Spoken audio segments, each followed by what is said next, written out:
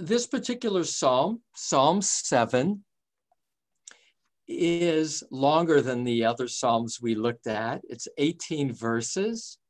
And when I begin to examine it, I am aware that a lot of the themes are the same themes of the first 6 psalms. And so a question I will look to discuss at the end. So as in the past, I look to present for 20 minutes and then talk together for about 10. The question is, what is distinctive about this psalm? Why add this psalm? And another way to frame it is, what would be the title that you would give this psalm? You can see I gave it a title called Defiant Before Falsehood, but that's my 3rd title. I keep changing the title. I thank Eric for putting up this one from last night. So at the end, what I look to discuss with you is what's distinctive about Psalm 7 from the other 6, and what title would you choose for this psalm? A little word about translation before I begin to read the psalm to you, and that is I spend a lot of time with the translation. I look at many other translations, and I'm left with a certain tension. There's 2 different approaches to translation. One is to make it precise with the Hebrew, and the other is to make it more fluid. You can't do it precisely to the Hebrew because every language is structured differently grammatically, and you can't also convey in a translation the multiple possible understandings of a word. So as we go through this the second time, I'll point out some of those translation decisions. But what I will point out to you even before I read it is that this psalm can be divided equally into thirds. It's 18 verses. The first 6 are the speaker addressing God. The middle 3 describes his foe. And the last third describes what he sees as his hoped for resolution in dealing with his foe.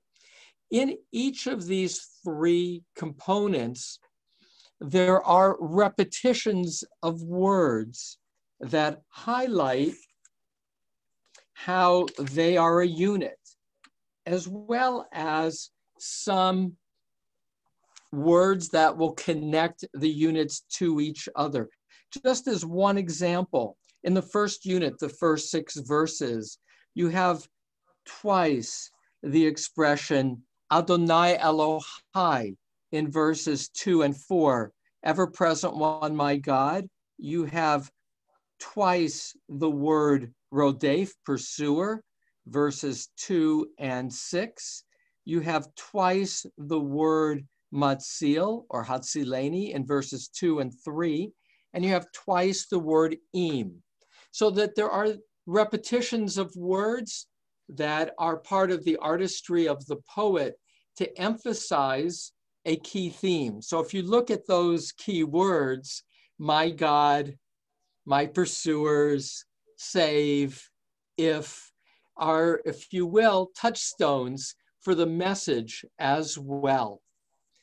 With that, let me begin and I'll read it to you, and then I'll go back and I will share with you some of the challenges. Shigayon of David, which he's saying to Adonai concerning Cush the Benjaminite. Adonai, my God, in you I have sheltered. Save me from all my pursuers and deliver me, lest the tormentors like a lion tear up my soul, rending it into pieces with no deliverer.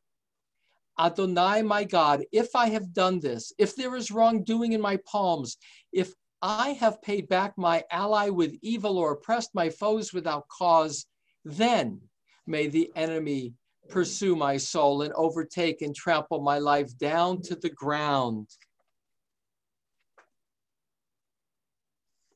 making my glory reside in the dust.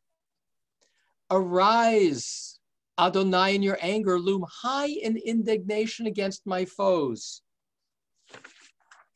Arouse on my behalf the justice that you ordained. When a congregation of people surround you, return above to the heights. Adonai, who will bring people to trial? Judge me, Adonai, according to my innocence and integrity, which are mine. Please put an end to the evil of the wicked and fortify the righteous. Probing the heart and conscience is the righteous God, my shield. Upon God who saves the upright in heart. God is a righteous judge, El, who waxes indignantly every day. If one does not return to God, God sharpens the divine sword, bends the bow and aims it. God has prepared the tools of death. Plain arrows will activate as flaming ones.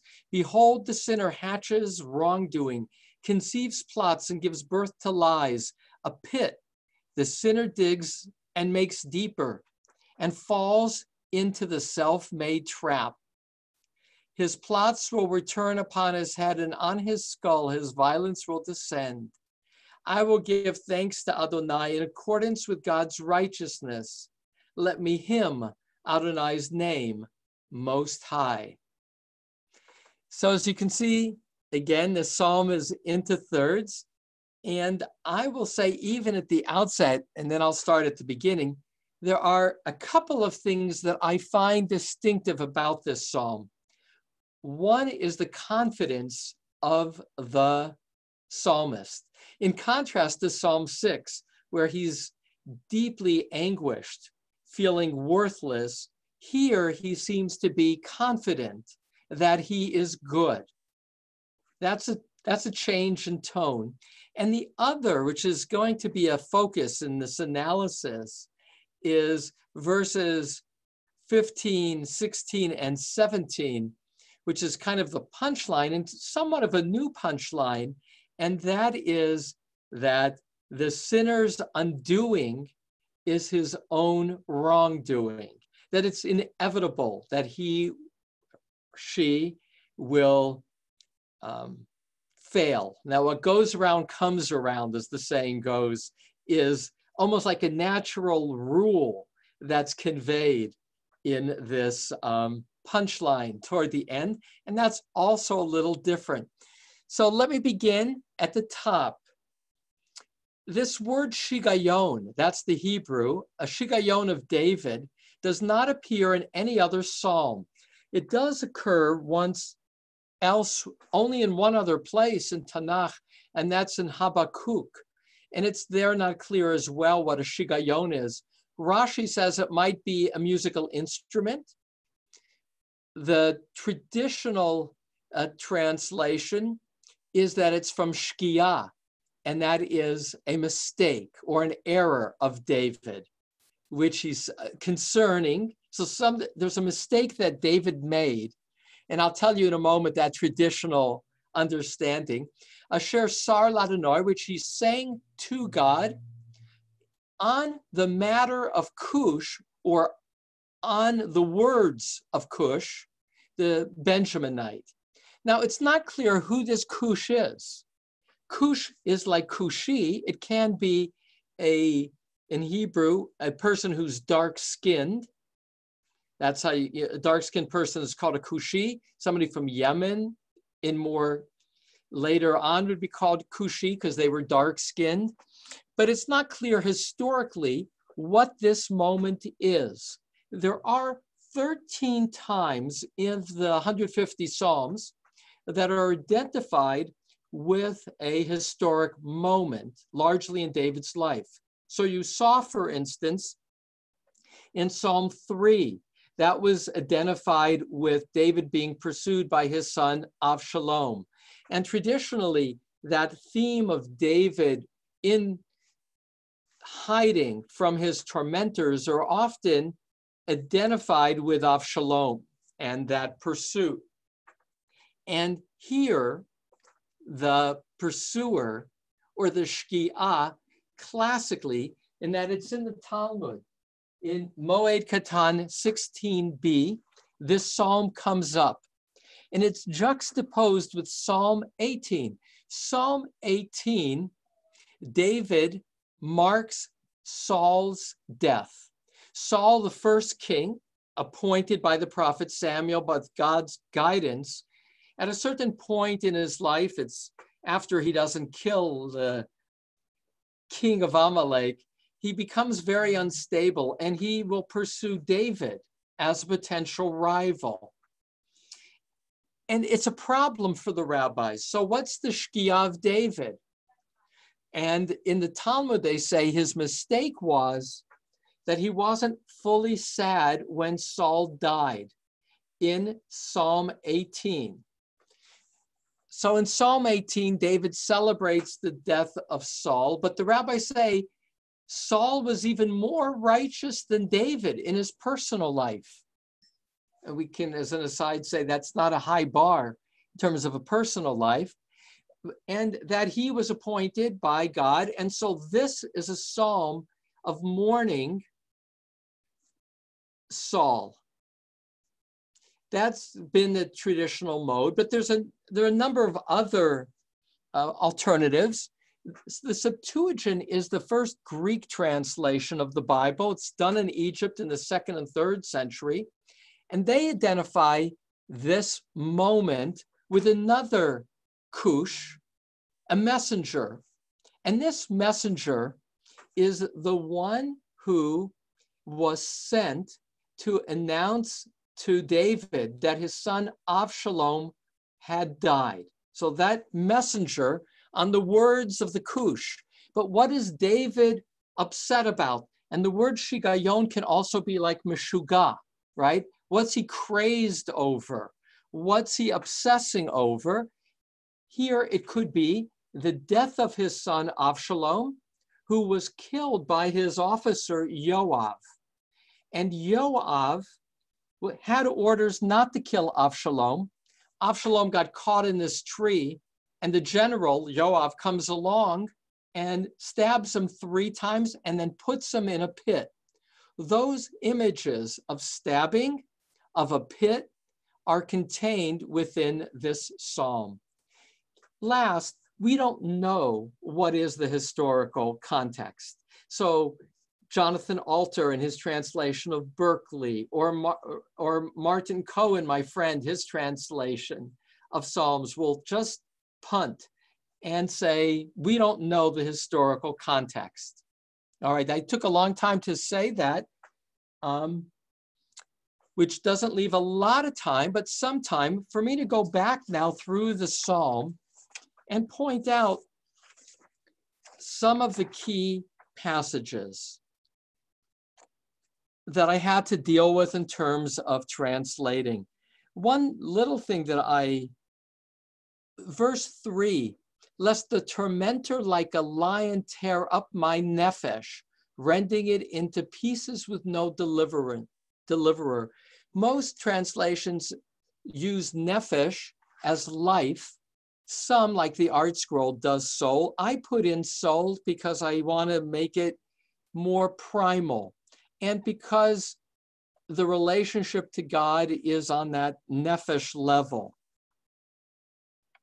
So let me skip ahead, though there's a lot of things I could say, to the last third. And that begins with verse 13. So if one does not return, and here's a problem in translation. I put God in parentheses, but in Hebrew, there are no capitals on pronouns. So you don't get a capital he or a capital you. And therefore, this is of note, verses 13 and 14 in some translations are not about God, but about the evil person. So let me show you the 2 alternatives. 12 ends that second segment. God is a righteous judge, El who waxes indignantly every day. If one does not return, then you can understand it because it's again he. He sharpens the divine sword, bends the bow and aims it. And then again, he, and 14, velo, and to him, or he, has prepared the tools of death. Plain arrows will activate his flaming ones. Behold, now 15 is clearly focusing on the sinner. But do know, as an example, verses 13 and 14 in half of the books I looked at say that that refers to the sinner. In half the books, it refers to God preparing vengeance against the sinner. So again, what I'm focusing on in this little moment is the challenge of translation. No capital pronouns. And either is possible, which also means that the psalmist could intentionally be creating ambiguity. It can either be read verses 13 and 14 as threat. I'm scared because my opponent is sharpening his sword, or it could be confidence. I am reassured that God is sharpening the sword to punish. And that's the beauty of poetry, is ambiguity. And 13 and 14, which begin this final section, which is how will this all get resolved, begins with, in fact, Benjamin Siegel calls this psalm, he's one of the translators I like, he calls this certainty, uncertainty. And perhaps it's due to that ambiguity. And then the 15 and 16 and 17, I like a lot. There's in the Hebrew even more images of 3 stages that are birth related. Behold, the sinner hatches, yichabel, conceives, that's the same word for pregnancy, hara, vayaled, and gives birth. So there's the sense of in stages, it's all cooking to create something that is ultimately shaker, a lie. What's giving birth is deceit, lies. And then again in stages, 2 stages, verse 16, bor kara v'yechaparehu, and this gets translated all over the place in terms of what's the difference between kara and lichaper. They're both synonyms for digging. So here I translated a pit. The sinner digs and makes deeper. And then the punchline, vayipol b'shachat yif'al, and he falls into the hole, the trap that he had actualized, that he had made. So he falls into his own trap. Verse 16 seems to indicate that punishment is self-made, that the liar ultimately is creating a trap that he's going to fall into, his own trap. And then 17, with this language that has this quality of literally beating him over the head. Yashuv amalo barosho, and amal are labors. Here, translated as plots, it can be mischief. It goes back to verse 15. All the things that he's hatched. You find in verse 15, right in the middle, that same word, amal. Again, repetitions of words are emphasis.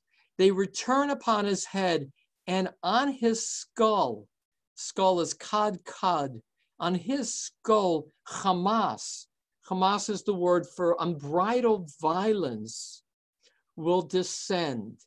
So this is a dangerous foe who ultimately plotted violence, and it's going to come back onto his own head. You know, he put it up, and you have this other image of going up and down. But there is 2 last things to point out before sharing. and that is verse 13. Im lo yashuv, if one does not return. So there is the image of the possibility of repentance. It's not all laid out linearly. The sinner can do teshuvah. And the same images of God who can leave, that shuv will be repeated for God earlier. If people crowd around you, God, to speak ill of me, just depart. But here, the beginning of this last segment, the last third, it's conditional if one does not return.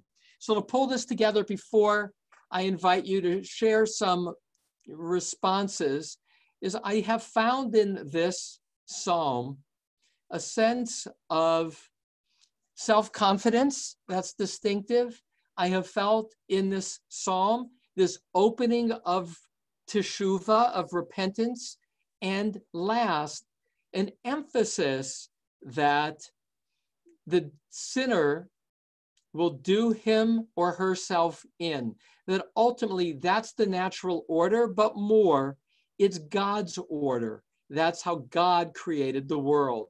So we have some minutes, only with one comment per participant.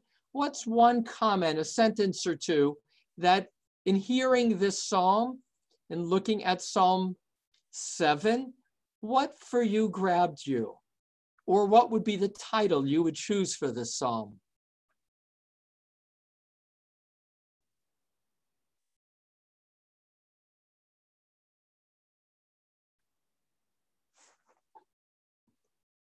Okay, let me open it up to make sure that I can see everybody. This is Jennifer Berman. I have a question, really. Yes, Jennifer. It's a word I see many times, but in number 6, when you read this at the end, you didn't say Selah. I didn't say what? Selah, the very last word. Oh, so we've gone, this is a reoccurring theme, Jennifer. Selah seems to be, it's a Hebrew word that's obscure. It seems to be notation for the psalm leader. And you can see here, it occurs only once. It occurs more often in other psalms at the end of the 6th verse. And that means the end of the first unit, because this one got divided into thirds. And it seems to be a musical notation of some kind, is what most commentators share. Psalms were put to Psalms were poems, and they were put to music. Thank you, Jennifer. The Omer, Selah is used in the Omer too. There's a prayer. That's the first place I saw it. Yeah, it occurs throughout in other places. Yeah. Any who else would want to share a question or a comment? I have a comment on line 17. Hi, how are you? Alan, is this the first time you've joined the Psalm class? Yes, I have. I just had a moment this morning, so it was great. I'm so glad you're here. Go ahead. Plot 17, I think, is a theme that justice, part of justice is that it turns around on yourself. If you do something wrong in a certain way, it comes back on you. And this was fresh on my mind from reading one of the 2 midrashim about how Cain died. It is said that he might have killed Abel with stones. So the rabbis say Cain died because his house fell on his head. And this is exactly what line 17 is saying. His plots will return upon his head, and on his skull, his violence will descend. And this is what the rabbis wanted to talk about, how your evil acts get returned in kind of the same way you dish them out. And that's kind of turnaround is fair play type of justice on that. And so that just kind of brought that home at the end there. Thank you, Alan. I'll again thank you also for having taught that Cain story in our Parshat HaShavua group that Mimi Goldstein is hosting on Sundays. I encouraged others to participate. The rabbis have a phrase for what you're describing. It's called midah keneged midah, which means measure of opposite measure. So whatever somebody sought to do to others, that comes back to them. In English, we say what goes around comes around as another expression of that. Midah keneged midah. And that's part of the punchline here.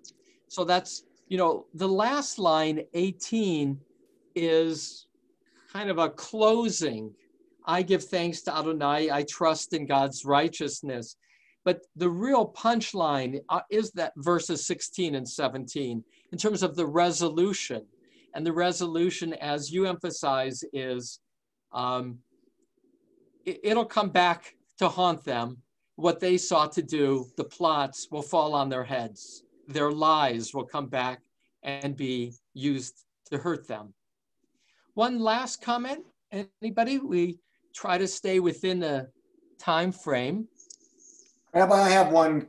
Okay, Ed, good to see you. I don't think it applies, though, to recent things that have happened in our recent history. And I go back, there was a program Sunday night on 60 Minutes regarding the Holocaust and the artificial intelligence that's being done. If you haven't seen that, you should try to get that. It's a tremendous program. And the fact is that today, or this was mentioned back with Nazi Germany, the things that people do are by their own free will. And I don't see many of them who paid a price other than, than death before, but some did not die in the same kind of horrible way that they put other people to death.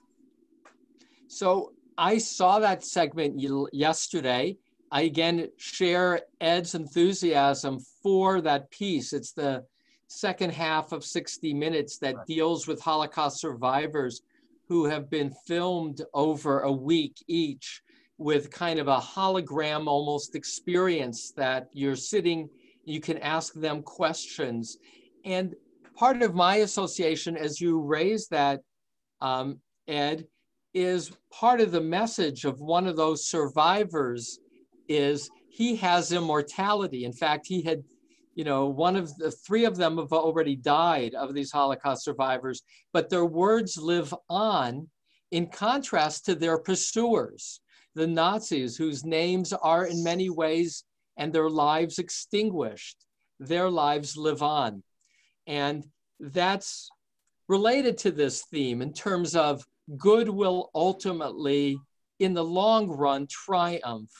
One last piece that relates to what you shared, Ed, that got triggered, and then I'll pull it together.